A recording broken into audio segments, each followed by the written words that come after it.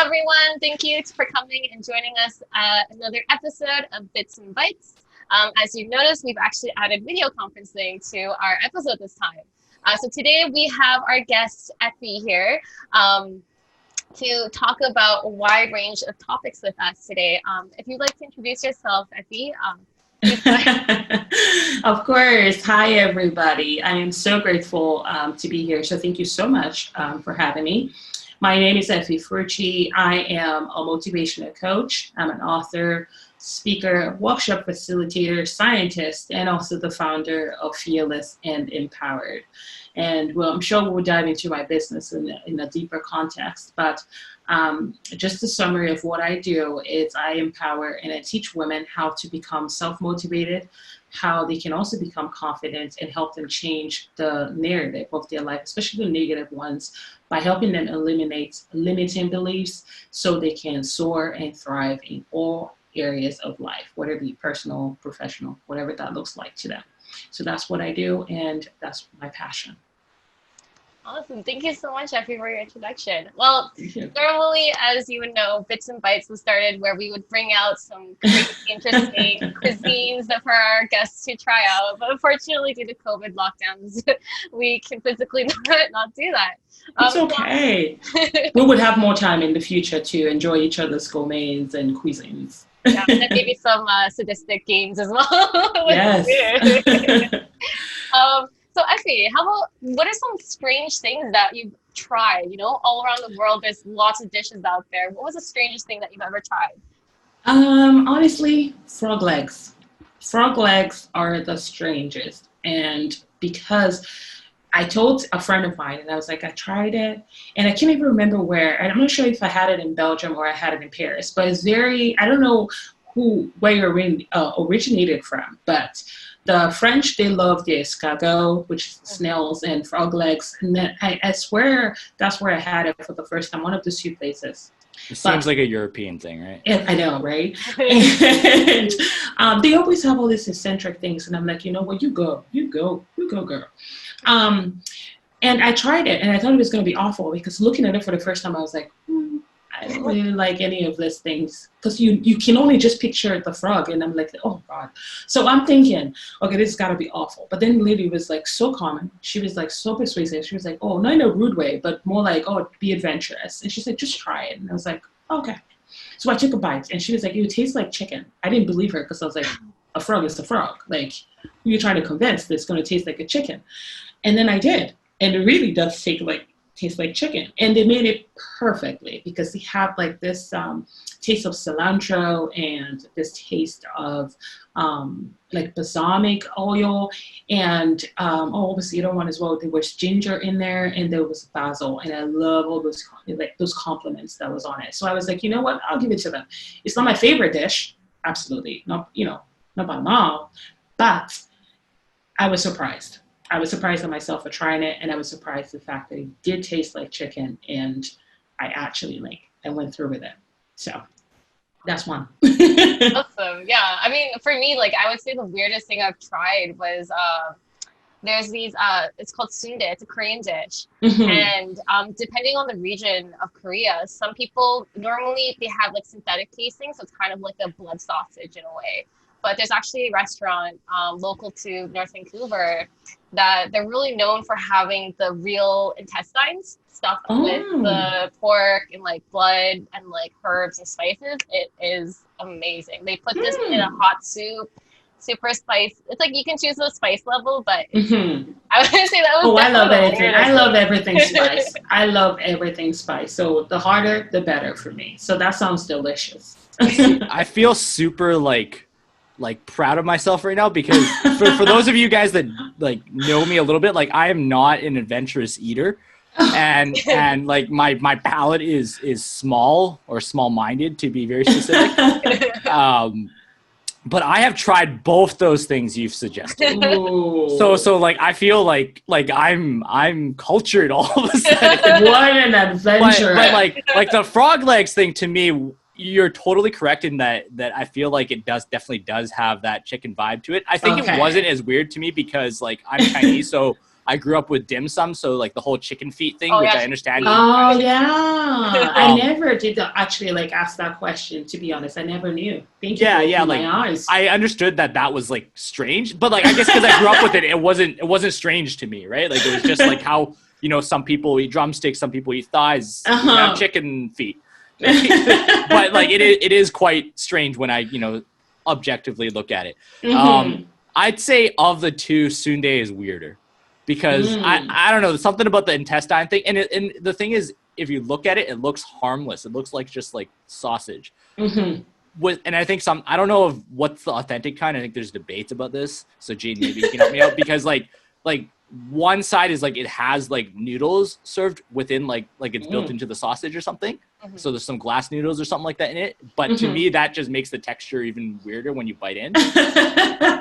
But some people also don't have it. So I don't know which one is the authentic one. But they're both weird to me. Oh, wow. I think the one that's more common is the purple synthetic casing one. So it has like this very dark purple color to it, and that's the one that you see more commonly around. The one with the actual intestine, I think only a few specialty restaurants carry it. Like I've heard from locals and like my friends that there's even rumors that Koreans come flying from South Korea to come to the restaurant. Or even just like locally, like they'll come from like, Low Heat or Coquitlam all the way to North Van, like drive over like 45 minutes to have it. Yeah. Wow. We're allowed to give shout outs, right? That's determination. Yeah. You're talking about South Castle, right? Yeah, South Castle. Wow. We're allowed to say brand names. We have no filters. So for those of you that, for some reason have been sold completely by Gene, it's South Castle Restaurant. South Castle something. South Castle on East 2nd Street, intersecting with Lonsdale. Wow. We promise you this is not a paid plug. Awesome. Wow. So, I mean, while we're on the topic of food, actually, you mentioned that you were actually a professional chef as well, right? Oh my gosh, yes. That takes me back years. I was about 18, 19 years old, and we were still living in Belgium at the time. So the whole thing started because my mom wasn't able to actually like afford the English school that I wanted to go to, because in Belgium they had English universities, like American universities, and some British college, should I say. At that point, we were just in a very hard time. My mom had just had my sister, so the world was moving in such a fast pace. And I felt like there was so much that I wanted to do, because as a child, I knew I wanted to become a gynecologist before I even learned how to spell it. I knew I wanted to do something in STEM. I didn't know how far I was going to go with it, but I just knew that was going to be very expensive. Nonetheless, I felt like I had a plan. I was finished in high school by the age of 13. I was like, by the time I'm 25, I will be married with kids and, all these things. But at that age, and watching everything just sort of actually like crumble and fall apart, and the only option that I had was to basically kind of save myself and not put that responsibility on my mom. Whether or not I was still young, it didn't really matter, because I already knew that my path was a very difficult one as a child. So I wasn't trying to compare myself anymore with everybody else and what I felt like life was going to bring me. At this point, it was just more find an opportunity to save and go to school. And that was the goal.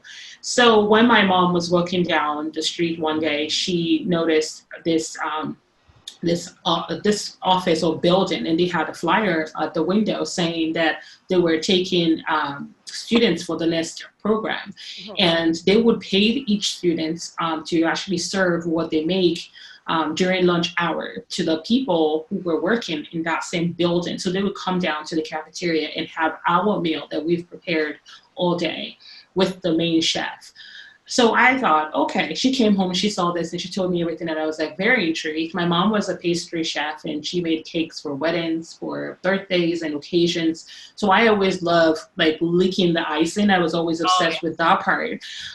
Just not much of the baking part. But when it comes to cooking, I actually realized that I really did love it more so than baking. So I was like, well, they're almost the same thing, but I just love the food part and the decoration and how grand it always looks. So she said, why not just try it? So I said yes. We went to the place together. We did the interview. They asked me why I wanted to become a chef. And I said, because I think it's fun. Usually my answer. Because in all honesty, that's exactly why I thought, I was like, oh, it's got to be fun. And then I, of course, elaborated and said it would be a great way to also save and potentially get a job through it and save even more and go off to medical school or whatever I wanted to do at that point. So that's why that journey started. And this was in Belgium. And I worked with them. I studied. So every afternoon we would serve and I would get my euro. I was able to go off and do my college diploma with that same money that I saved a couple of years after I graduated. And I had my higher educational diploma in nursing and midwifery. So I started off with that. And in the end, I even secured an internship at one of the top prestigious hotel at the heart of Brussels. So for me, it was literally like having everything. Again, that was, again, changing my narrative, right? It was changing the card that I was dealt with, the negative, and I was trying to figure out how to turn it into a positive. So I could actually save myself and I can do something that I would be proud of. So that internship definitely kind of showed me a different side of the world in the industry in many ways. And I just thought, oh, this is a great way. I made new contacts. I learned so much about myself. And I even sort of actually like topped my own ambitious level. Like I aimed higher. Working there and being in contact with the princess of like Egypt, for example, come in and, you know, talking about the chef that he had at the time and his cooking and his bakery and his patisserie. I thought it was amazing as a young woman and as a Black woman. I thought it was, you know, I was at the height of my game. And I was enjoying the experience. I was learning so much and I was in a great company and, I had people who were supportive. So I think having that, I literally just remember one day wishing and saying, when my internship is done and I get my certification as a chef, I'm taking all that money and I'm applying for a school somewhere in the world, something good where I can study and I can be welcome. And I'm going to come back to this hotel and stay in this hotel because I can afford it. So I thought if you work hard, you get the school done, you get your certification. If you want to ride it all the way to PhD, you go right ahead, girl, because you can do it. But then come back here and spend a couple of those, you know, dollars or pounds or euros or whatever you've actually made, and treat yourself to the hard work that got you to where you are in life. And a few years later, my husband was able to do that, and he surprised me, and he booked the hotel. So that's, you know, longer much story, but which is so good. But yeah, the whole chef story kind of actually, or the chef experience, sort of actually like opened a huge door and a huge opportunity for me to create my own table in a way where I wasn't offered, I wasn't welcomed to a lot of tables because we just didn't fit in, and people weren't ready to support us financially or support us, mentally. So I had to figure it out. And rather than doing something that I knew would compromise who I wanted to become, I chose a different path. And not everybody would agree, but it is my long and windy road, and I'm happy about it because it got me to where exactly I was always meant to be. Here. Yeah. And I mean, speaking of that too, like I know there's right now you're juggling a lot of projects and titles like motivational speaking, author, and you're also working at so you would say like, I guess it's an eye opener. Becoming a chef, it kind of came that beginning step that you needed on that journey. So like, how did that eventually build into starting Fearless and Empowered? Because I know it started back in 2012. I think everything kind of come back, and you would get to understand this about my life. Like every story that I have shared have been preparing me for this life. I always knew that I wanted to work in the science industry, yes, but I also knew that I wanted to work for myself. The goal as a child when I was 10 was to buy my own hospital with all my best friends, and we would run the hospital. And I don't think I've actually ever shared that, actually, to be honest. And we would run the hospital side by side, and we would help millions and millions of people. And that was the goal. And I would be able to travel around the world because I love traveling. And I'll be able to help people medically and be able to help people by actually giving motivational talks, because I used to work at my church, at the youth, just talking to younger children who were from broken homes and who had similar traumatic experience like I did, and just encouraging them through it. So I thought, oh, having a hospital, speaking, awesome. You know, you're 10 years old and you have all this idea and you build it up. But of course, owning a hospital was not literally the dream as I grew up. And but 2012, I was in school. I had just moved to Oxford, and I loved the city. It was beautiful. And my first year of undergrad, and I was so shy because I was in my 20s, my mid-20s, and there was a classroom. My first class was chemistry of cells. And I remember just sitting there feeling as if I was the dumbest human being on the planet, because there were students who've already just finished their sixth form or their SATs and, you know, their GCSE and UKS, they would call them, fresh out of pre-college courses, and here. Whereas I haven't even touched a notebook, scientifically touched anything for years, almost 10 years, right? So for me, I was so scared. I was intimidated. Everything scared me. But nonetheless, I felt like I had to get out of that shell. And I was so traumatized. I was like, if I'm going to carry on like this, then I won't graduate and I won't have anything positive to talk about my experience at school. So I decided, rather than feeling sorry for myself, why don't I just actually put up a flyer in the library and find out if someone is going to be willing to study and be my study partner. So the idea was just to put it up, invite people, come along. I'm new. I'm just actually like, I just want to make some friends and make sure that we can all motivate each other and encourage each other to, if you're mature, especially if you're a mature student and you're feeling this sort of way. I just left a couple of bullet points. And to my surprise, people came. I thought it was going to be empty. So I showed up looking all, trying not to look nervous. And yes, one person walked in, another person walked in, and 15 people walked in, and then it was about 20, 25 people. Wow. And it was insane. So I was like, oh, that's perfect. And out of that whole entire people that showed up, I would say at this point, I'm still best friend with about 6 or 7 of those people. And yeah, it just sort of actually like sporadically sort of birthed from that experience. So I felt like if I could do something so small to encourage and empower myself to not feel dumb or to not feel like I wasn't enough or I wasn't smart enough like everybody's supposed to be when you're even living in the city of Oxford, and people showed up to hear what I had to say, then of course, let me see what else I can do to also empower other people and tell them about my journey and how I survived this first few months of being a mature student. So I started hosting workshop on the app Meetup. And I would host workshop for public speaking and helping people with their confidence issue, because the more I helped people, I realized my confidence level was elevating. I was different. I was more upbeat, and I felt like I took on challenge very easily, and I wanted to find a solution, but it wasn't scaring me. So I felt like I was having a new understanding of what fear looked like, and I was trying to make it my friend without even realizing that was what I was doing my entire whole life. So I did that. People came and they were really interested. They would message me on Meetup and say, hey, we want to talk to you. We want to book you for our workshop. And literally that's where it started from. And it's been going on since then, and in the end, in 2017, I registered it in the UK. And I just went, you know what, I'm going all full in and making this something that I am going to do for the rest of my life. Even when I retire, it's still going to be something that I enjoy doing because it's a way of life. It's just it literally brings me so much happiness that I just can't see myself not going ahead and helping other women and helping other people connect. And I mean, just not to dive in too deeply, but I know along your travels, you must have met a lot of, I guess what we label as introverts, people like you mentioned, like yourself, who are shy, who are I wouldn't use the word afraid, but like hesitant to speak out. And that happens so often in startup founders, because I think we have, branded entrepreneurship and startups as like Steve Jobs or Bill Gates or fill in your blank, boisterous voice, super suave.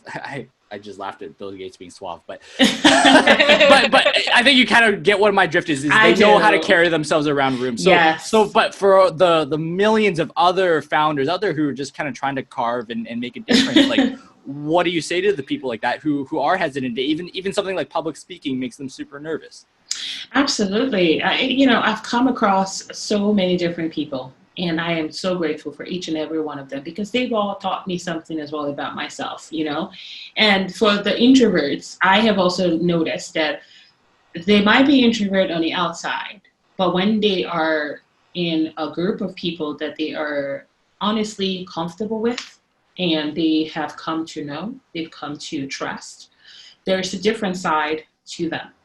And that's the side that the rest of the world may or may not get to see. But that side, from my own friends that I know that are introvert and having spent years together, is warm, is playful, is chatty when you want to be chatty. And it's, again, someone that you could actually just have a dinner with at your home, and they would sit there and you'll be quiet and they would read a book, you would read a book, but you're still in each other's presence and you're aware of that. And I've just noticed that it's just who they are. But they only kind of actually bring out their bubbly self, the extrovert side of them when they are within company that they truly trust and enjoy. It's not as if it's not there. It's in each of us. We all have that part that is an introvert and that part that's also an extrovert. It's just which one is the most dominant. That's the question, right? And for me, I definitely know my extrovert one is the very most dominant because I love talking to strangers. I love talking to everybody. I love being the first person to start the conversation. But at the same time, it wasn't always like that in my teenage years. But coming into like my late teens, that was when I was more like, oh, I'm loving this new Effie. And again, going back to the chef school days kind of actually brought that out of me because I got to trust the people I was working with and understood that they also were coming from difficult households. They wouldn't want to share about that. They needed help, but they don't know where to go for the help or how to even talk or even ask for help. And knowing that we have that relationship and I had some of the information, it was about me just turning the lens around and saying, hey, so this is what I can bring to the table. And, but yeah, so my advice would be if you're an extrovert and you want to befriend an introvert, is be patient with them. Be patient with them because they take time, just like yourself. You take time when you actually want to meet people and you want to build your relationship and friendship. It's the same thing for them. Be patient, be kind, and be understanding. And best of all, we have to do this regardless of whether they're introvert or extrovert, is getting to that new habit, that new way of thinking and saying, how can I support you? So that way you know exactly what kind of friendship that they want, what kind of support that they require from you, and what sort of support they also want from you as an individual. And it just makes things easier because then you can think to yourself and say, okay, based on what they've shared, this is what I should offer them, rather than assuming that you know that person. So again, it's having that conversation and you kind of actually just start it off that way in a very compassionate way, in a friendly way, and in a welcoming manner and say, how can I support you? What do you like? And then start from there because you build that rapport and you build that friendship intentionally and organically. And that's a beautiful thing. And also for the introvert, don't be too shy to open up either. Welcome new people, and you can still be cautious and trade lightly, but don't be too closed off that you actually like lose out on good things and good opportunities. So take a risk, healthy risk, once in a while, just to let people in and show them what amazing things that you're also capable of. I just wanted to kind of also expand on that, like, not just focusing on extroversion and introversion, like bringing the people out of their shells. Like, I know Yeah. Fearless and Empowered focuses on empowering women, especially. Yes. So I know, like, I'm just curious because, there's like a current situation where there is an imbalance of, genders, especially in the workplace, professionalism and such. Mm-hmm. What were some of, common, I guess, struggles or like topics that were brought up when you have these workshops with these women, especially when it comes to the professional workplace? Yeah, I think there is a workshop that I'm planning to do when someone reached out to me, and it's about finding your voice and knowing how to use it. Mm-hmm. And the concept around it is going to be using your voice, and it could be from looking at an angle at your home, how you allow people to talk to you, even your children, your spouse, your friends, your roommates, whoever. but looking at how to kind of use your voice to actually say the things that you want so people can hear you, but you're not using your loud voice, but you're using your actual serious voice that demands respect, that demands the right amount of attention. And in the past, I've realized that this is one thing where a lot of people do struggle with because they don't know how to ask for their worth. I was one of them. I didn't know how to ask for my worth when it comes to a paycheck because I thought as a Black woman, you're not allowed, you take what you're given. And again, that's an insult because if I look at my white friends at the time, they were very much open to have this conversation and say, hey, I have a PhD, I have a master's, I have a bachelor's degree, and I think I deserve this amount of money. Can we go, literally it's almost like a bargain sometimes. Can we go the price? Whereas for me, I see that and I'm thinking, oh, I don't want to be rude. Let me stay in my lane, whatever that meant. So there's a lot of women, both Black and white, of course, that actually do have not the part of actually like looking at it from saying, oh, I'm not, I don't deserve it only. But again, they don't know how capable, how smart they are. They feel it, but they haven't really accepted it. And when they haven't really accepted it, what comes across to me from this workshop is that they forget how to ask, or they actually don't know how to kind of ask those questions, like how they get paid, also making sure that they get promoted for the right job because they are more capable than the person that they just employed recently and then have to train to get that job that they've been working their butts off, excuse my French. So there's all this mixed feelings that comes from that, always feeling like they're overlooked, especially women. So there's a lot of things that come from all the women that I've actually spoken to over the years, but the common things are definitely finding their voice, knowing how to ask for their worth, and struggling with imposter syndrome, struggling with confidence, and also, just speaking up sometimes, which kind of goes back to what you actually said earlier, Sam, about having that fear of public speaking, because it could be in a presentation and they're still worried to speak up because they feel like they might say the wrong thing. So there's so many things that literally goes into so many, into women's mind, that goes through our mind as a human being, period. But those are like some of the key things that I've actually noticed: imposter syndrome, lack of confidence, lack of low self-esteem, a lot of self-doubt, the need to self-sabotage, and again that whole big annoying negative bucket of limiting beliefs that they just have and it's been planted in their mindset that they are trying to be rid of, but they just can't. And I love the fact that I can help people get there. I'm not the only person, because there are millions of people that can do that. And if you find that person, please go and get that help. But that's one of the big things that I feel like a lot of women struggle with, our limiting beliefs. And then we self-sabotage ourselves because we are afraid that if we ask, we might not get what we deserve, or if we ask, we might be rejected. And that's worse than actually trying at all. I just want to also kind of touch base on, what others can do. So for example, like the tech industry, video games especially, there's always an issue of sexism in the workplace. Absolutely. And, the times are changing. Obviously, these kind of issues are being brought up more and often, and women are finding their voice. But what can, management, peers, coworkers, what can they do to help empower these women to find their voice? Great question. They can do a lot. They can listen.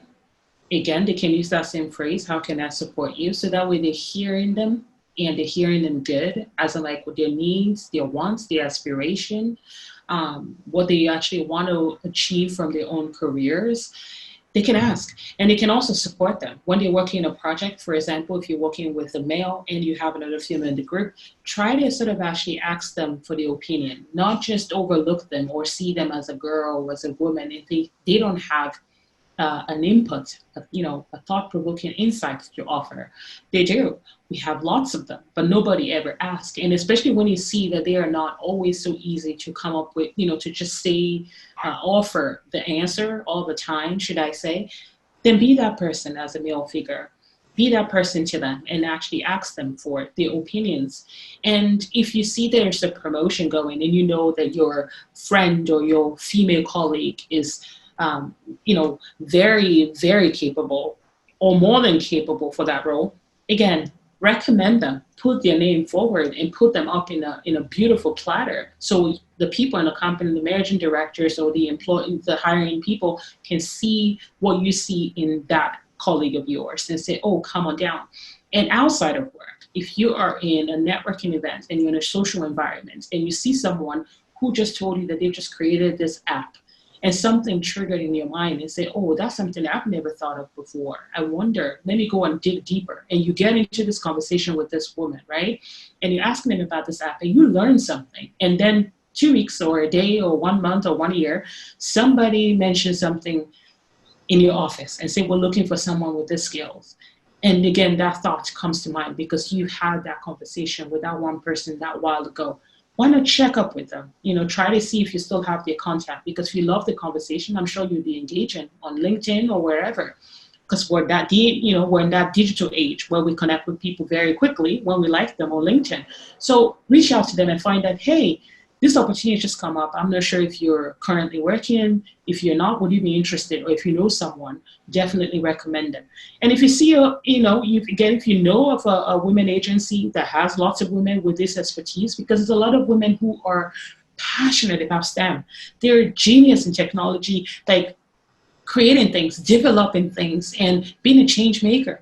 But nobody ever gets to push them or put them in that limelight to say, hey, these are these amazing women that I know. So they usually are just where they are. So it's so easy to actually forget a lot of women who are smart, who are talented, and already changing the games in the industry because people think they don't have an online presence or whatever, right? But if you're in that position as a male figure and a man, you have got to stand up for that woman. You have got to speak up. And that's not to say you can't do the same for for another man who also has that same knowledge. But it's just to say a lot of women, this is the reality. We have always suffered and we've always come last and we've always been underappreciated and very much undervalued and never seen and always feeling like we're not heard. So as a male figure, what you can do is support. Recommend a woman that you know in your community, in your world, that can do the job that they're looking for someone in. Support them through mentorship if you can, so that way you can give them the knowledge that they also need to carry on thriving and succeed in a leadership role and not just work beneath you all the time. We want to see more women in leadership. I've been saying this because I want to see more Black women in leadership, in STEM leadership, in career leadership, in leadership period, and not just always in the bottom, because there's a lot of people that were like me working in the kitchen with talent and education and knowledge, but nobody gave me that opportunity because, again, they're waiting for you to have experience. But how would you get the experience if nobody gives you the opportunity? You see what I mean? So it's this puzzle that we have to help each other put together. So as a male figure, support wherever you can by just asking the women, how can I support you? It may not be now, it may not be tomorrow, but it may come in handy one day and you never know where. But that's the kind of mindset we should all have when we have that power to use it to empower other people. Amazing. That was really well said. Sorry. Let's kind of go back to maybe some of the other things I've been working on as well. But sure. Yeah. I know. Well, I guess let's start with a question real quick. So, you juggle all these projects and titles, as we mentioned before. So, on a lighter note, how do you manage your time? Like, what does your day-to-day schedule look like? My day-to-day schedule, honestly, with COVID, is shifted so much, and it shifts every single day. But what I've actually learned to do is this: try to do everything that is important, even if you can't get through all of them. Try to do at least a couple, especially the essentials. There's got to be essentials. You can't say everything is important, right? And you have to complete it by 12 noon. There's got to be a leeway where you can actually rest and have your own playtime, your downtime, or rest time, right? So my day usually would start around 6:30 because I'm working right now Eastern time, and that's my choice. So I can have support from my clients, and I can give them the support that they need as well from me. And this is on the aspect of Accenture. So I would work 7 to 3. So after 3 o'clock, then I have that business hat that I put on. So Fearless and Empowered Efe is now in the seat. And that's not to say that I'm not in the seat throughout the whole work, answering, text messages or making sure I'm checking my emails on my phone. My phone at that point is essential, but at the same time, there's an hour for it. And that's usually my lunch hour. So that way I am not taking advantage of my own career, and I'm not doing myself a disservice by not actually paying attention when I should be paying attention. So I manage my time that way by actually focusing on Accenture and then focusing on my business when I'm off the clock. And I have a team of people, which is usually my husband, who is very supportive and kind of make sure that my app and everything is all set to actually release and do all the things as they are supposed to. So, but on my lunch break, I check through things while I'm actually stretching my leg in the patio and just making sure that I haven't overlooked an email and I'm responding back to people, because my customer service is something I take very, very seriously. My word is priceless, and I don't like to break it because I follow through with actions. So after hours, 3 o'clock, I take a little break. I make something for dinner so that way I can enjoy it with my husband when he finishes out on 5, and then we sit together at 6 when we can, and we enjoy a nice meal. And if I have a call after that, they usually would go up to about 8 or 8:30, nothing beyond that. So that way I can again spend time with him and make sure that we are connecting, and my love tank is full, his love tank is full, and we've had a conversation about our day and what we achieved, our wins and our lows, and what frustrated us. Even though we work side by side, it's still nice to kind of have that moment of connection and just talk and look at each other's in the eye rather than talking to someone behind your head. So that's how I manage it. And because my time is going to look different from your time, so I make sure that whatever my feelings are on that day, whatever my mindset, whatever I am drawn to and I feel like I want to do, I am making sure that those things are also being considered and they are nourished. And and I don't overdo too much, and I don't over-exhaust myself, because I don't want to burn out. I want to give my best, be my best for the people who are hiring me for whatever service that I offer, and also the people I'm working with in representing as well on behalf of Accenture. So this I all take very seriously. So I manage it that way. And on the weekends, usually if I don't have a workshop on Saturday, then I'm outside enjoying or doing a road trip somewhere to continue living my best life, because that's what it's all about. It's all about living your best life purposefully. So yeah. That's amazing. I mean, for me, I sometimes struggle with just finding that work-life balance. Oh yeah. Especially I'll have there's on and off days, right? Yeah. So yeah, there's on and off days, and I think it's just you have to figure out honestly what works best for you, because every day is going to be different. Mm-hmm. You're going to wake up different, so that's for sure. The way you slept the night before, you might end up waking up and then see one email, and it might just completely shake up your entire whole day, or your mood might be mixed after you finish one exercise. Who knows?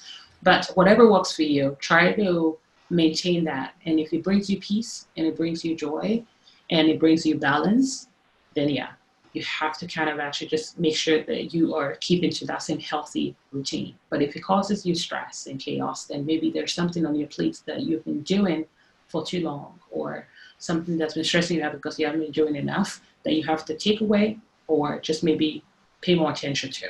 So it's entirely up to you how you kind of see both sides of the coin, I guess.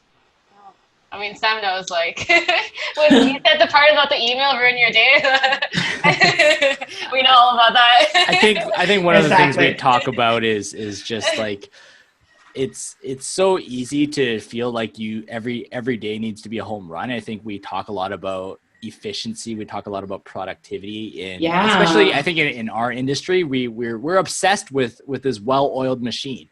But at the end of the day, I think one of the things that I've learned in working with Launch the last couple of years is we're going to have great days and we're going to have bad days, and everybody has them, right? Yeah. And I think having the self-awareness and the honesty, be like, you know what, today was a bad day.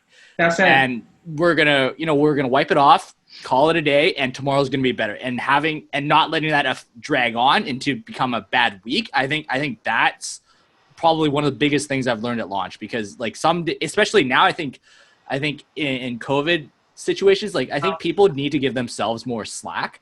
No pun intended to the Slack group.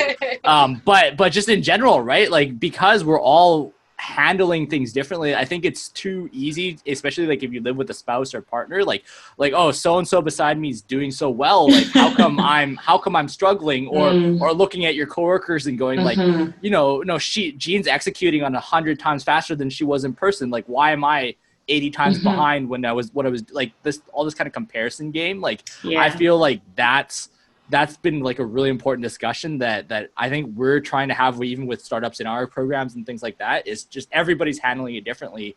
And I think the only thing we can kind of safely assume is that it's not the same as before. Like whatever we were used to, we have to get used to something else now. Yeah, absolutely. Because I keep using this phrase, we are now in a new world. And this new world is going to look very differently for a lot of people who have spent time making sure that it is exactly as they want it to be. Whereas for other people, it might just be the same thing as in the old world because they don't want anything to change. Regardless, whatever that looks like for all individuals, our world has changed. What we once knew, we are now having to reevaluate to make sure that if, God forbid, this situation should represent itself, what is the strategy? What are the precautions, the safety nets that we're going to have to support us, right, mentally? Because a lot of people who never worked from home before, for example, had to learn how to work from home. And there's a lot of those people as well who enjoy interacting with their colleagues, seeing people face to face. And a lot of people, of course, not steering off topic, who are enjoying that to go into an environment where they see people because home is traumatic and that was the escape. So there's all this aspect, right? So this new world is one where I feel we're going to have to show a lot of compassion to a lot of people. Like you said, if you know you want to take a break, then take a break. Every day is not going to be a perfect day. I don't ever try to tell people that it is a beautiful rainbow and sunshine being a businesswoman and a business owner. If there's someone who's doing that, I celebrate that. But for me and my journey and my story, that's not the case. Some days are glorious and they could ride like that for months, for a year, but some days could just completely fall apart. And I could be bawling my eyes and asking myself if I'm doing the right thing, right? And making enough time for myself and my people that I care for in my community. So there's all these things, but at the same time, it goes back again to what I said. You have to have compassion, not just for other people, but you have to have it for yourself. What are the advice that you would give to your best friend or someone you love or someone you want to show kindness to and help them through that difficult moment? Then yeah, show them that kindness. Talk to yourself that way too, because you matter. And it's also that kind of mindset where if you want to take a break, then take a break. And don't be so hard on yourself when you do, because you need to be your best to be able to serve people. You need to be your best to be able to give your best in the world. And it's okay not to have everything figured out. Don't compare your progress with other people, because when you do that, I feel like that is one of the most, again, limiting beliefs that literally do make people feel trapped and make them feel like they're not enough and they're not doing enough. So try to change that mindset. If you see it happening, take a break. Take a self-compassionate break. Like I said, I one of my workshop, and it's just 15 minutes where you just write down your thoughts and your feelings. Why am I feeling this way? Where is it coming from? What does it hurt in my part of my body? This thought is in my mind, is in my back, is in my head, wherever. Put it down, and just sort of actually like remind yourself that I'm not alone. There's so many people in this world that are feeling the same way as I'm feeling. So I'm not alone. And I'm going to keep trying my best to do what I can, and just be compassionate, because we need that sometimes. We need to hear it ourselves. Like we need to say those words to ourselves and not wait for someone to validate them. So let's do better. Let's do better at being so kind to who we are as humans, because our bodies needs that. Our mindset need that, because we just can't exhaust, like you said before, Sam, about the oil engine of this world. We just can't exhaust it and then run dry, because what's going to happen is going to perhaps be that we don't even recognize the person we've become, and there's nothing left to give, right? And we're given from a place of empty, and that's not going to serve anybody, especially when you know that you've still got so much to offer this world. So if we do it right, and we take time out for ourselves, like everybody's been saying, the self-care Sunday, and you put yourself as a priority on your top to-do list sometimes, once in a while, it really does help. I find it really does help. And it helps with your mindsets as well and your confidence level when you take time to evaluate and digest your own feelings and what's going on in your world, and just sort of process all of that and make sense of it so you can actually function well in the world. It really does help with your confidence. So yeah, I absolutely recommend it. Spending time to get to know ourselves, because we are ever changing as a human race. We're ever changing. So it's best to know yourself so someone doesn't again, fill that space out for you. And talking on the subject of getting to know yourself more, being an author, faith over fear, and then I know you also write a lot of blog posts as well. Do you think that do you recommend to other people writing as kind of like an outlet to learn more about yourself, or do you recommend more for others to read? I recommend both. If you've got a writing streak, go right ahead and write. I recommend journaling. And I used to journal so much growing up, because I had so much that I wanted to actually take out of me, right? I didn't want to bottle it up in my head, because I used to use the word, I have a filing system or a filing cabinet in my brain. When there was something traumatic, I would usually just file them away to be determined or to be discussed later or whatever. So eventually I realized that I was completely pushing them and suppressing them way, way, way down into that cabinet, because I wasn't going back and reevaluating what that feeling felt like, or what that emotion taught me, or what it brought me, or what it changed. I was just ignoring it and trying to forget it by pushing it down to the bottom and adding new things, both positive and negative, on top of each other in that filing cabinet. And eventually it didn't serve me, because I eventually imploded in front of my mom, and I was just in tears, because I've carried on so much responsibility and so much weight since I was a child. So I don't recommend anybody to ever get to that point, because it's like hitting a wall, as in an actual brick wall, and you could see it in front of you, but you can't stop yourself from being pushed towards that wall. And then you hit it so smack, and you feel that you can feel every single bone in your body breaking, and you can't do anything about it, but just wait and let it just ride out, right? So that's what it felt like to me. And I don't want that for anybody. So I recommend writing. Writing is a good outlet. Journal as much as you can. You don't have to do it every day, because I know it's a chore, but put it next to your bed, or put it next to your office, or where you go regularly so you can see it. And if you read and get it, get to escape into someone else's adventure. It could be a science fiction, a drama, a romance, whatever it may be, or a documentary. But I've noticed for my entire childhood in loving books so much is it takes me away from my problems sometimes, because at that moment, your mind, your body doesn't need you to be in a solution mode. It just needs you to be in a relaxed state so it can bring you new ideas. And that way, that new idea can help you fix the problem that you've been having, or you didn't even know you were having. But if you're not calm and you're not in your own flow state and you're not able to achieve that, it could be difficult to find where there could be cracks. So reading can take you out from a situation from a while and just make things better, because you're in someone else's world and you're enjoying it and you're engrossed in it. So I recommend both. Whatever is your choice, whatever is, brings you much joy and happiness, select. But don't say you won't do anything when you're going through a challenge. It could be music. People dance it off. I do that quite a lot. I have my 30 minutes on the weekends where I just listen to beautiful classical music by Ludovico.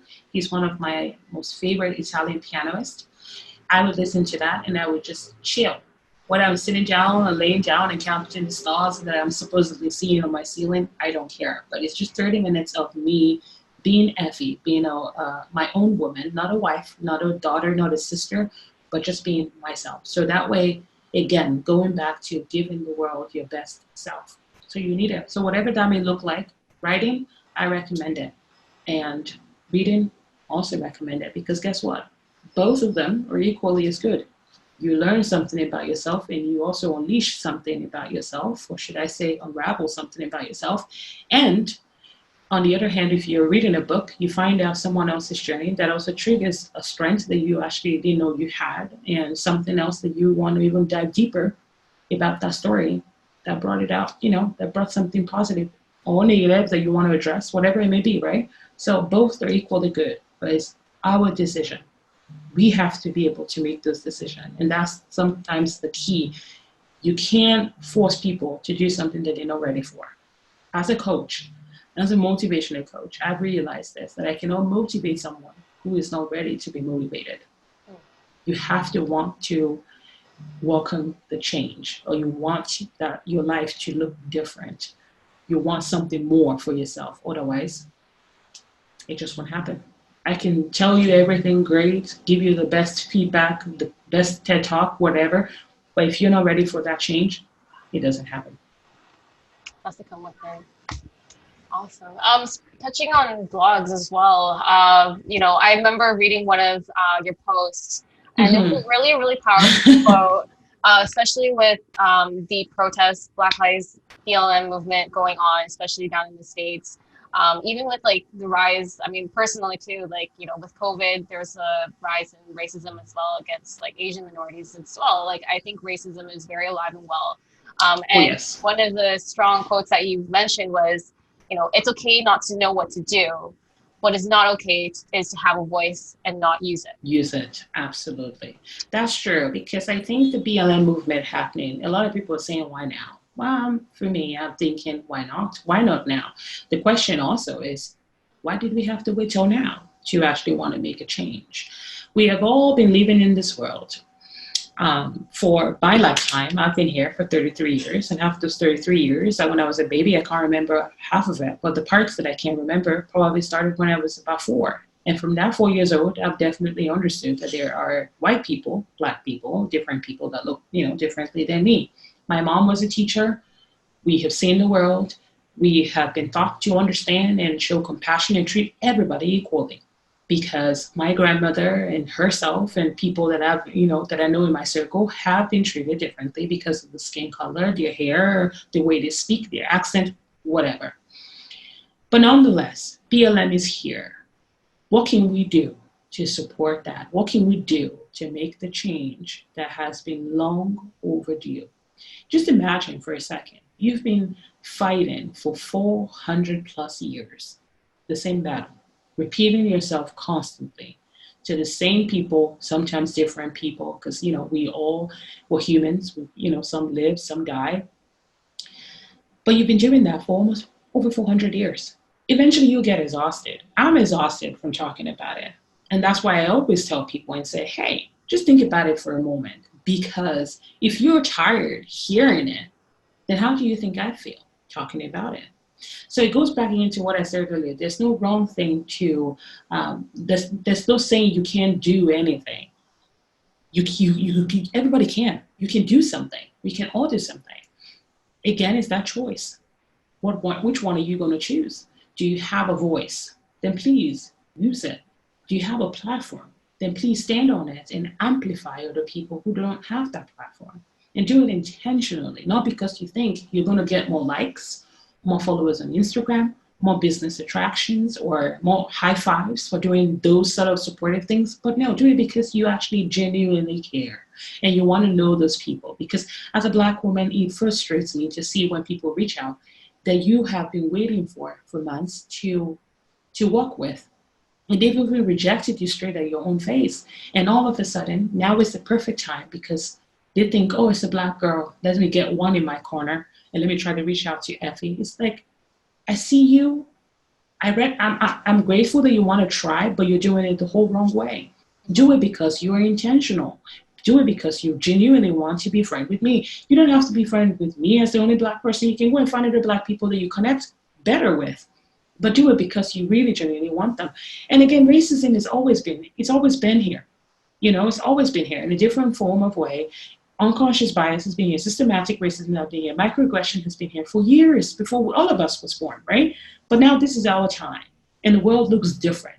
We are more empowered. The Gen Z, the Gen X, the millennial, everybody now sees. Technology can take a message that I tell you and take it to someone in Dubai or in the village of Africa. Communication, so there's all this world that's been open. Our eyes are now seeing things that Before we couldn't see because there was no digital, footprints. And now we have that. So when you do something, it's online. So now we're hearing about it. It's been amplified. So that's my thing. Now the question is, how can we then work together to make this change lasting? Because I honestly don't want to be doing this when I have children. I don't want them to be doing this when they have children and their children to be again protesting as Black children, to be standing in the streets crying the same cries that their mother, have cried for years. So how can we change that? By communicating with one another, by listening, by being intentional with friendship that we are forming, by being compassionate, again, asking one another, how can I support you? And asking people in the Black community and in your Asian community, how can I support you? Because like you mentioned, yes, it's true. A lot of people were very mean, including President Trump, saying the Asian people, the Chinese people were the one that brought the Chinese coronavirus, that brought the disease. Again, statements like that, it's very racist and very rude, right? But that's my opinion. I'm sure a lot of people would disagree. But again, it's just changing our mindset, that changing our unconscious bias and how we think about someone when we see them or we hear about their names or we see their hair and we're not, or again, we see their name. Let's use that as an example on the paper and we're thinking, oh, they must be Black. Let me not hire them. We don't need them here. But when you apply with a white person's name, then you're given the job. It's all weird, or you're called for an interview. Let's change that. Let's change the little things. We can't do everything all at once. But we can start somewhere, and we can start here by asking people and asking individuals, how can I support you? How can I learn better? Doing your homework as well, because the same information I would find on Google, you yourself can also find on Google. So doing those homework, then coming to me and saying, oh my God, I just read this piece and it literally troubled me, and this is why. Can we dive into a deeper discussion and just put things to context? I'll be happy to have that conversation, right? But again, not making it a Black person's job to make you feel better or validate your choices, because that part is also there, and it's also that exploitation. I've been asked to come and speak in an event as a motivational speaker, and asked to buy my own plane tickets to come and speak at a platform. Whereas you've actually offered a white person that same opportunity, but you've given them a hotel, a flight, and all expenses paid. But for me, it's as if you're telling me that I'm welcome, but I need to pay you for bringing me into your platform. I've been asked to do jobs that I've never been paid for because they just assume it's free. But do you know how much years I actually put into my own study to make sure that I have this information and I get it right and I do it well, and the presentation to then come and deliver it? Those take time. They have worth. I have worth. So what you're telling me is that I don't, and you don't see me as valuable, and you don't see my service as valuable because you want to take for free. It's the same thing. I don't want to come and work with you at lunch and not pay you for your services and all the hard work that you have been doing.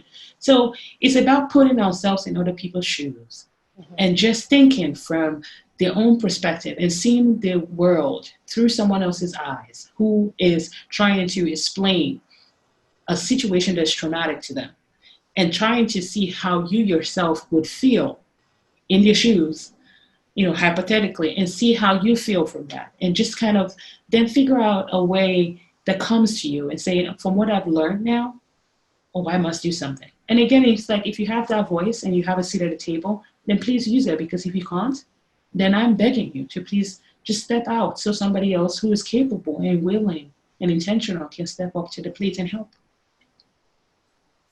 And just, being cognizant of our own platform. I think we've touched on two pretty heavy issues here. I think one is deals with sexism in the workplace. And we've had, perhaps not on this podcast, but in our previous podcast, we've talked about women in tech and the different issues, both good and bad, that are ongoing there. And I think the other thing is very much to do with race, but I think specifically targeting our industry, our community even. What role can technology and the people in technology play, specifically talking about what you just mentioned? Well, they can definitely play a part, especially when it comes to sharing the right information, right? There's so much information right now, and we need to be, again, cognizant when we have that power to be able to filter what we release out into the world. I, as a coach, don't go into the Instagram and just blast somebody because I feel hurt. One, I don't think he would make me feel any better. Two, it wouldn't actually fix the problem. What it would do is get people to hate that person that I actually am complaining about. And number two, I would actually end up also being hated. And three, I would not like the person I've become. So there's ways that we can tackle a problem, but we first have to figure out how we want to respond to that problem. How does it make us feel?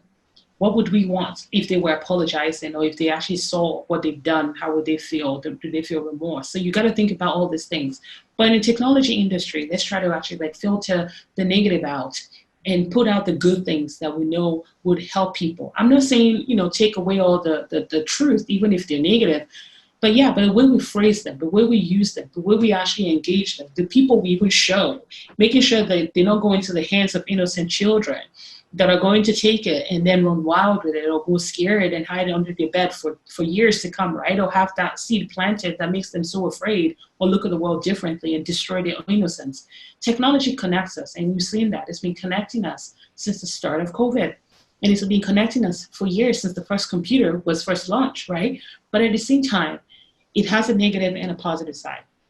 And if you have too much of something, it is always not that good, right? So the same thing for technology. We have to be able to, as people, as good people, have some sort of accountability for each other to say, hey, call someone out when you know that they are releasing something that isn't good in the world. And if you have a technology that will help a small business, perfect. Tell them how to use it so they can engage with their audience. They can actually grow their sales, their customer base, their email list, whatever, or their business in general. If you have a technology that would help an education or a school in Africa to actually like help children who doesn't have book and don't have internet or laptop, and you're in that place to do so, then please do so. Because again, those children are not to blame. They're innocent in all of this, right? So using our technology that we do have, or using any technology that we have, or any access that we have to good things that we know can empower other people, we can't be good people and hold that back. We can't be good people and only use it to benefit and advance us. We have to be able to use it to advance other people too. That's the whole point of living in a world like this. That's the whole reason of why we are in this humanity, because it's a huge community. You don't have to necessarily be friends and know everybody, but the people that you do know, you should also want to actually see them thrive as well, and be intentional when you say that, and not just say, oh, I'm good at technology, I'm good at building apps, computers, or whatever, but not share that. So do so. Do share that. Do share that assets that you have as well, because you never know whose life you'll be changing. So technology definitely can help us, and is definitely changing the game right now. And will continue to change the game for years to come. So how can we all do better? We can do better by actually using our resources to help someone else who has less, enabling them to actually have the right information, enabling them for their business, enabling them for their computer, doing, their business, whatever way we can use technology to do. Let's try to use it for good rather than using it for the bad things. That's my one big advice. That's definitely a message that needs to get across, because especially nowadays, like, personally, like I had a side gig working within the internet, like the spot, like social media and stuff. And you realize, like, at some point, like, it just becomes very toxic, especially nowadays with all of the, issues going on, even just on a lower level too. Like, maybe because everyone's locked in at home, there's a lot more aggressors coming out. There's a lot more frustrations coming out. There's a lot more hate coming out because of it. And we gotta understand, this isn't good. It's not healthy. Sometimes we just need to take a break, to take a step back. Yeah, absolutely. That's what you said right there, taking a step back. It's so important to get unplugged, right? Because nowadays with our technology, we're literally all plugged into the wall. We want to watch the latest news. We want to see the latest, app. We want to see what the other person is doing on Instagram. We have to. But have we actually really taken time to actually check on our mental state and just unplug from that life? Unplug from technology. Go and play outside in the park. Put your leg in the sand, in the ocean, or in a lake or somewhere, and just reconnect to the earth, to the ground, and reconnect with people. And I'm not saying, because now I know there's a lot of people who can see families and see friends and have to still connect virtually. Then make that even experience itself something beautiful. by turning your house wherever you can into like a resort, or into an image or a picture a place that you want to be in, but unplug, because we're seeing all this negative, we're seeing all this talks about racism, and we're watching all these things, and they're changing our head, they're changing our mindset, they're changing our emotions, they're changing the way we feel, the way we talk to one another, the way we see one another and interact with each other. So it's important to kind of separate that once in a while, just to say, you know what, today or for this 2 weeks, no Instagram, no LinkedIn, no Twitter, no Facebook, no Snapchat, no TikTok. I don't know how much there are, but you know what I mean? And just read a book, talk to a friend if you can see them in your front house, or even talk to them virtually, but be purposefully there and just be present. And as soon as the conversation ends, laptop closed, phone closed, and go back and sit down, watch a TV show, watch a movie, binge, eat popcorn, I don't know, do something fabulous, right? But don't be so plugged in and literally like on your phone 24/7. It's exhausting, because your mind needs a break to process the information that we receive on a daily basis. Can you imagine how many things your eyes go through every day? The emails, the words that you see in your screen, all these things. So we need time to unplug as well from technology, because we need time for self-care and a mental recharge. Otherwise, we're just running and running and running, and eventually we could burn out, and that's not good for anybody, and I don't recommend it for anybody. So let's be conscious and say we want to use technology for good, but also make sure that we as an individual are taking responsibility of our own health. So we're not putting it at risk to help other people, because we won't be helping them, because they would eventually feel bad that they've caused that to you. You know what I mean? So let's be conscious of taking time out for ourselves and just making sure that we unplug from the digital world. Yeah, because our phones are definitely going to get bigger. Trust me. I think one of the conscious things both Gina and I have done, and I mean, in our industry, it is really important to I'd say stay on top of things just in general. Like, we do work with cutting edge entrepreneurs. Like, these are very smart people who need to know, I don't want to say news, but we need to know what's out there, right? Yeah.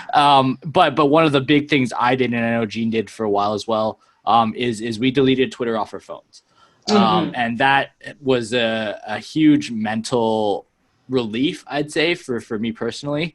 Yeah. It's not that I don't use Twitter. Like, we definitely still engage with our companies and in the industry and things like that, or whatever. But we just keep that to the computer. And that honestly has kind of freed up so much mental clutter, I'd say. I think there's so much noise within Twitter sphere, all of them really. All of it. But like that has been like a huge shift, because it's really weird, because you'd think that since we are physically disconnected, that I'd want to feel more connected through, like, that was the kind of original intentions of social networks, right? Is to connect a disconnected world. But what has happened is, like, I've never been more motivated to turn off those things, which is kind of ironic, right? Yeah. So I don't know what Jean's thoughts are on that. No, I definitely agree. I've even noticed, like, for myself, taking the break from, like, Twitter, I'm still going, but it's just, I stopped being so for me, like, I tend to find myself getting very involved with whatever I focus on. And for me, so I used to stream a lot of video games online, and the community online can be very, very difficult at times. And there was a lot of, I guess, things that were coming up, mental health, suicides, a lot of cyberbullying. There is a lot of sexual assault accusations coming out as well during this time. And obviously it's a lot to handle, especially when all you see is, like, people that you thought were peers, people that you thought were your friends and stuff, bringing up all these, like, stories, and it gets very overwhelming. And I think for me, like, I know, like, Sam came in and was like, you know what, you just need to, let's do this, promise, like, get off Twitter. Because I know for me, it was taking a huge mental toll. And since I took that break, like, I feel like I'm reconnecting again with, my friends. with my family, and like I'm starting to realize like my life doesn't revolve in that sphere anymore, like the Twitter sphere. Like I have way more going on beyond that. But at the time when I got so like intoxicated and so involved with it, like all I could see was just like what was going on in that specific like Yeah.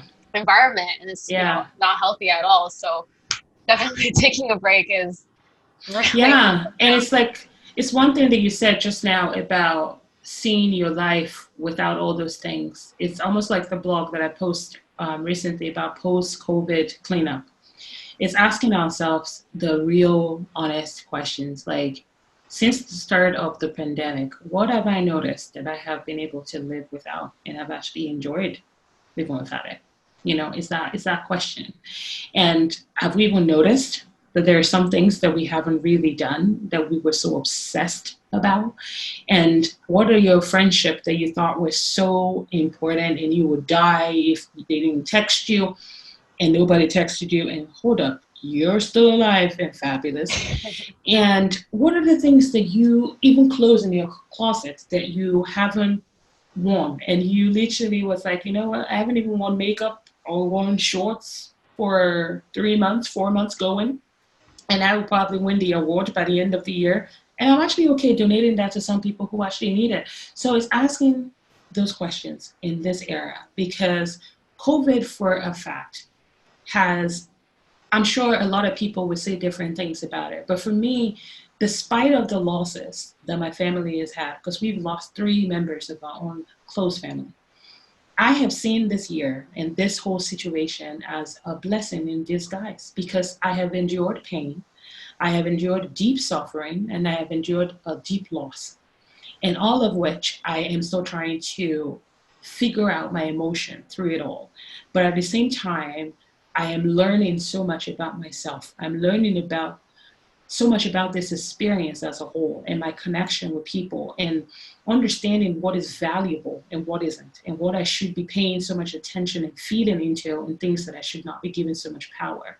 So you see what I mean? We need to have, again, goes back to finding that time to spend time with ourselves, to really ask this question: what have I learned in the era of COVID? So by the time it's gone, you're just not returning back to your old self, but you're returning back to your new and improved self. And if it was better before, trust me, it can also be up a notch, right? There's no such thing as I've learned enough. So it's just having that post-COVID claim. Honestly, I recommend it for anybody. And again, it could just be as simple as your diet. What food have you realized that you haven't really eaten before? Did you take up cooking more and you realized that you were putting more attention into what was going into your body? Again, that's your health benefit. For me, we're having to postpone our ceremonial wedding. That was supposed to be a big time in our life in September. We've been holding off this whole thing since the move, and now that has to go to 2021. Am I dying? No. Do we still love each other? Yes. Can we still carry on learning and improving each other? Yes. Can I then plan for a more bigger, extravagant wedding next year? Yes, I can then save. So it's literally about finding the silver lining in this whole mess, in this whole chaos, in this global pandemic, because we are all facing the same thing as COVID. Like, we're experiencing the hardship that's coming from it. And so many people are losing things left and right. But why can't we also celebrate the good that is coming from this situation as well?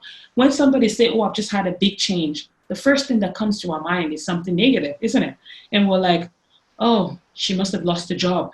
But you never think and be like, oh, she got a promotion, she bought a new house, oh, she bought a new Tesla. We go into the negative part.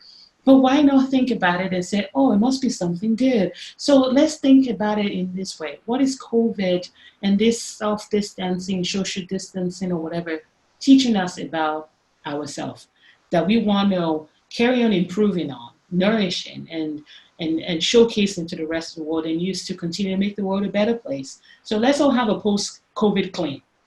Or we can even start it right now, a pre-COVID clean, so by the time it ends, we can all be like completely professionals at spring cleaning at that point, right? That's it. That's it. We can all start it together, so that way we can, pass it forward. My wife's gonna be glad to hear that.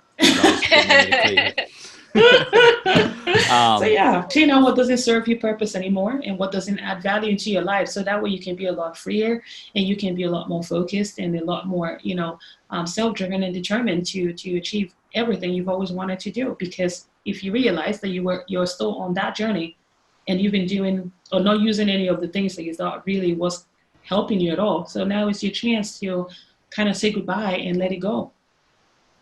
For sure. And I mean, speaking of goodbyes, we've had an awesome time here, but I'm also wary of us entering into your bonding time and all the other things we talked about. We went through your whole day to day, and I know we're talking different chasms there. But just to kind of close things off, and I think we could all be here for hours. So we want to thank you very much. But like for people that have listened to this and maybe they haven't met you and they want to meet you and they want to discuss whatever. We've covered such a large array of topics. Yes. But how can people reach out to you? You can reach out to me on Instagram, right? Instagram is everybody's hub. I'm a newbie, I'm a learner, I'm a baby boomer on Instagram, but I'm navigating somehow. You can find me at Fearless and Empowered on Instagram. My podcast also has its own platform at The Long and Windy Road Pod. And my website as well is a great way to kind of find out more about my personal one-to-one coaching, helping people find their goals, and again, just more bespoke to their needs.